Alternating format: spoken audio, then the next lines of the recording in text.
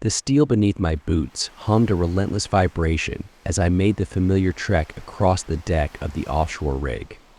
The sky, an endless canvas splattered with stars, seemed to dwarf my existence. Each night after my shift, when the others retreated to their bunks or lost themselves in card games and idle chatter, I sought refuge in solitude outside. With nothing but the black abyss both above and below me, I found a strange comfort in the isolation. The sea's whispers were my nightly companions, weaving through the hum of machinery and the creaks of the platform. I leaned against the railing, my eyes scanning the ink-like expanse. The wind tugged at my coveralls, bringing with it the briny scent of the ocean's depths. It was out here, alone with my thoughts in the vastness, where the weight of loneliness eased from my shoulders. I often wondered if the sea could sense my presence, if it recognized the echo of its own solitude within me. That first night, the melody was so faint I thought it mere imagination, a trick played by the wind threading through the metal bones of the rig. Dismissing it, I remained steadfast in my ritual, letting the sounds of the sea lull me into a meditative state. But as the nights passed, the singing grew clearer, tendrils of notes reaching out towards me like mist over the water. A haunting lullaby that resonated with an inexplicable familiarity, yet foreign enough to prick at my skin. "Rick, you'll catch your death out here," one of my colleagues had warned earlier that week, a rough hand clapping on my back before he returned inside. "Ain't nothing out there but cold and whispers." Whispers. That's what they all said. But this was no shapeless murmur. It was a voice, or so it seemed. Each evening, as I stood sentinel at the edge of the world, the song beckoned. Notes rose and fell with the rhythm of the waves, crafting a symphony that felt meant for my ears alone. Curiosity, that old, gnawing friend of mine, began to stir deep within my chest. What was the source of this mysterious serenade? Ignoring the well-meaning cautions of my workmates, who spoke of the treacherous whims of the sea, I found myself inching closer to the guardrail each night, straining to decipher where reality ended and illusion began. The melody seemed to call to me, to something dormant in my soul, a yearning for connection, an answer to the silence that surrounded my life on this isolated speck amidst the ocean's vast dominion. And so, under the watchful gaze of the moon, I stood night after night, entranced by the siren's call that no one else seemed to hear, the allure of the unknown pulling at the frayed edges of my resolve. The thrum of machinery and the scent of salt water filled my senses as I descended the narrow metal staircase to the rig's library, a small, musty room crammed with technical manuals and dog-eared novels left behind by crews past. My footsteps echoed in the tight space, a stark contrast to the usual hum that accompanied my daily grind.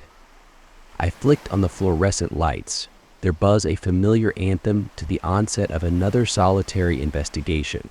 I ran my fingers along the spines of the books, pausing at volumes that spoke of oceanic wonders and maritime history, tales of great explorations and the mysteries that lay beneath undulating waves. It was here, amidst dusty pages and fading ink, that I sought answers to the melody that haunted my nights. Pulling out a particularly worn tome, lore of the sea, its cover frayed at the edges, I settled into a creaky chair that had seen better days. The pages crackled as I turned them, each whisper of paper like a hushed secret being confided. I skimmed through stories of leviathans and ghost ships until I found it an aged illustration of lithe figures with hair fanning around them like seaweed, their eyes deep pools of allure. Sirens. The words seemed to echo in the hollows of the room. These were the enchantresses of legend, their voices weapons that could seduce even the most iron-willed sailor to his demise. As I read about their cursed beauty and the doomed fates of those who heeded their call, a shiver trailed down my spine, part fear, part thrill. The thought that such beings could be more than mere myth unsettled me. Yet, the possibility that the song reaching across the water to touch my soul might be real ignited a flame of determination within. The unknown beckoned, and despite every rational fiber of my being screaming caution, I couldn't quell the tide of intrigue that surged through my veins. I shut the book with a snap, the sound slicing through the silence. Night was falling, and with it, the anticipation of the voice that would soon rise above the rhythm of the sea. And I, Rick Harlow, would be there to listen, to challenge the enigma that called from the depths. There was no turning back now. The siren had sung, and I had heard. I would find the truth or be consumed by the quest. The pull of the mystery was irresistible, a current too strong to fight, and I knew I would follow it wherever it led, regardless of the dangers whispered in lore and by men.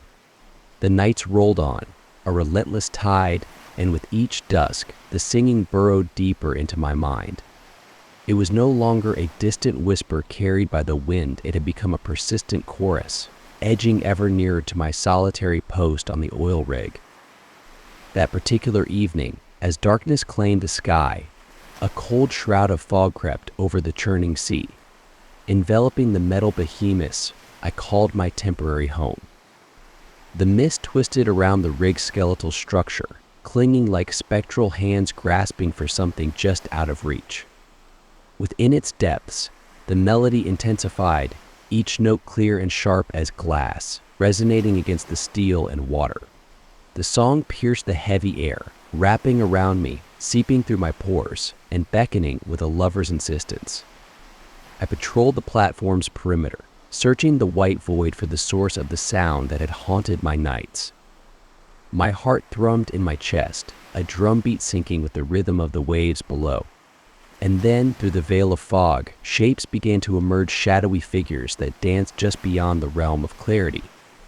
Their movements were fluid, a choreography of darkness and mist, and their voices melded seamlessly with the melody that had tormented me. The realization struck, a cold fist to the gut, that they had come, not for anyone else, for me, Rick Harlow, the curious loner who couldn't leave well enough alone. Those shadowy forms promised a rapture laced with finality. A knowledge deep within me whispered warnings of what lay ahead. The sirens, mythical harbingers of both euphoria and destruction, called out with a tune that promised to fill the void of human connection I had long since tried to ignore. But the cost, I knew, would be steep, a price paid in more than just flesh and bone. The fog embraced me, a lover's caress that numbed the senses and muffled thought. My boots clanked against metal as I moved closer to the platform's edge, each step a betrayal to reason. The song, it pulled at something primal within me, like a marionette on strings of desire and despair. I stood at the precipice, the sea churning below, hidden in the opaque shroud. The siren's call, a symphony of seduction, filled my ears, drowning out the distant squawk of alarms and the mechanical heartbeat of the rig. There was fear, yes, a cold sweat that trickled down my spine, a tremor in my hands that I could not still. But it was submerged beneath a tide of yearning so potent it left no room for resistance. The figures in the fog swayed, blurred silhouettes that summoned with invisible arms. They were close now, so close I felt the chill of their breathless whispers on my skin, promising an end to solitude, an end to the echo of unanswered calls that had long filled the hollows of my life. Logic screamed for me to turn back, to flee from the abyss that yawned before me. But the melody, oh, how it knew me, knew the ache of my soul, the thirst for mystery that had led me to this forsaken place of oil and steel. I closed my eyes, breathed deep the briny air, and let go. The world fell silent for a heartbeat, or perhaps eternity compressed into a moment. Then I was falling, descending into the waiting embrace of the sea, into the arms of the sirens. Their song cradled me as I surrendered to the depths, to the unknown that had called to me with such bittersweet allure. The pressure of the deep ocean pressed against me, a comforting embrace that echoed in my chest. I descended further, the light from above dimming to a twilight glow, and with each measured breath from my regulator, a profound euphoria bubbled through my veins. It started as a whisper, a tender caress against the edges of my consciousness. The singing, the melodies wound around me like tendrils of kelp, pulling me deeper into the heart of the sea. Their voices, the sirens, were the architects of this pure joy that flooded my senses. They sang for me, to me, about me. Each note was a key unlocking pieces of my soul I hadn't known were chained. I kicked gently, propelling myself towards the sound, towards the source of my haunted dreams, my midnight yearnings. I had spent countless nights on the rig, gazing into the abyss below, the distant music fueling my isolation, sharpening it into a hunger for understanding, for connection. Now, as the siren song wrapped itself around my heart, these desires were satiated. There was no need for words, their harmony spoke the language of belonging. I felt my rugged exterior, hardened by years of solitary work and storms, melt away under the influence of their serenade. The dark hair that had often whipped around my face in salty gusts now floated weightlessly around my head, a halo of liberation. My limbs, which had operated machinery and battled the relentless ocean, moved with a grace I never knew I possessed. They welcomed me, these ethereal beings whose existence had been etched into sailors' lore and my most private fantasies. And as the last vestiges of resistance left my body, I embraced the inevitability of my transformation. No longer just Rick Harlow, the oil rig worker haunted by siren songs, but something more, a creature baptized in the depths, reborn in the chorus of the eternal sea. I was home among the ancient beauty of the sirens, where power flowed through the water like currents of life itself. Here, beneath the waves, I found what my soul had been searching for: purpose, peace, and a symphony that would play on, timeless as the ocean herself. The weight of my former life dissolved as the last echoes of song caressed my senses. I could feel the change within, the shift from man to something born of brine and mystery. Muscles elongated, skin took on the sheen of scales that glimmered in the filtered light piercing the deep.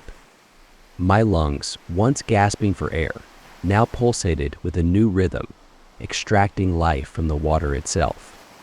I stretched my arms, no, not arms, they were more now, feeling the strength of the ocean coursing through them. Fins webbed and agile had replaced my hands, instruments of a life I was leaving behind.